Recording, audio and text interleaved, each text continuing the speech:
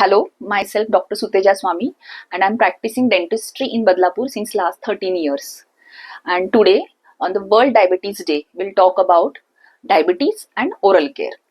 So जे diabetic patient आहेत त्यांच्यामध्ये मेजरली आपल्याला 3 गोष्टी दिसून येतात आपल्या माउथमध्ये किंवा ओरल केअर संदर्भात. तर पहिली जी गोष्ट आहे ती म्हणजे हिरड्या किंवा तुमचे गम्स.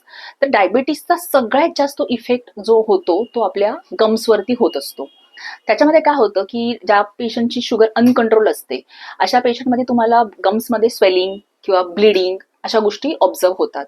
त्यांच्यामध्ये जे गम्स आहेत ते वीक बनतात, इव्हेंच्युअली दात हालायला लागतात आणि ते पडतात. सो हा एक मेजर कन्सर्न आपल्याला डायबेटिक पेशंटमध्ये दिसतो. सेकंड गोष्ट आहे की अशा पेशंटमध्ये सलायवा प्रोडक्शन कमी होतं. So that will lead to xerostomia किंवा ड्राय माउथ.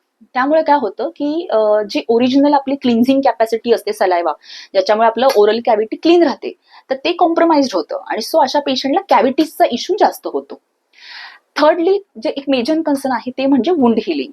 ह्यामध्ये काय होतं की जे नॅचरली येणारे काही अल्सर आपल्या माउथमध्ये असतात तर ते हील नाही होत, किंवा समजा एखाद्या पेशंटला अनफॉर्च्युनेटली एखादा दात काढावा लागला तर ते सुद्धा वुंड जे बनते किंवा जखम जी बनते तर ती हील नाही होत डायबेटिक पेशंटमध्ये. सो अशा पेशंटमध्ये त्यांनी काळजी काय घेतली पाहिजे? सो ज्या रेग्युलर ओरल केअर आम्ही सांगतो पेशंटला, त्या व्यतिरिक्त ह्यांना एक्स्ट्रा केअर घेण्याची गरज आहे. म्हणजे डेली ट्वाईस अ ब्रश किंवा फ्लॉसिंग ह्या व्यतिरिक्त ह्या पेशंटनी गम्समध्ये मसाज करणं खूप इम्पॉर्टंट आहे. म्हणजे हिरड्यांना जर तुम्ही जास्त मसाज केलं तर त्याच्याने तुमच्या हिरड्या मजबूत राहतील. तुम्हाला रेग्युलरली आपल्या डेंटिस्टकडनं गम्स जे आहेत हिरड्या क्लीन करून घ्यायला पाहिजे, ज्याला आपण स्केलिंग म्हणतो, तर ते करून घेणं जास्त गरजेचं आहे. Professional cleaning is mandatory. Second thing याच्यामध्ये जे आहे ते अशा पेशंटसाठी स्पेशली काही टूथपेस्ट, माउथवॉश येतात मार्केटमध्ये. सो त्याची लिंक तुम्हाला डिस्क्रिप्शनमध्ये मिळेल. तर दॅट यू कॅन परचेस. कोलगेटचं एक डायबेटिक स्पेशल टूथपेस्ट आहे, किंवा एक माउथवॉश येतं जे स्पेशली फॉर डायबेटिक पेशंट आहे, that you can use.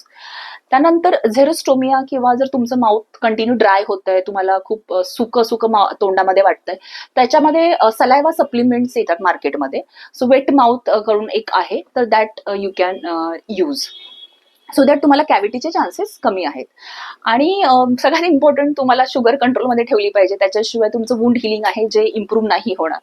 So त्या केसमध्ये सुद्धा तुम्हाला थोडी हायजीन जास्त मेंटेन करावी लागते. जर तुम्हाला एखादा दात काढायचा असेल तर first you should go and check your sugar level and then only you can proceed.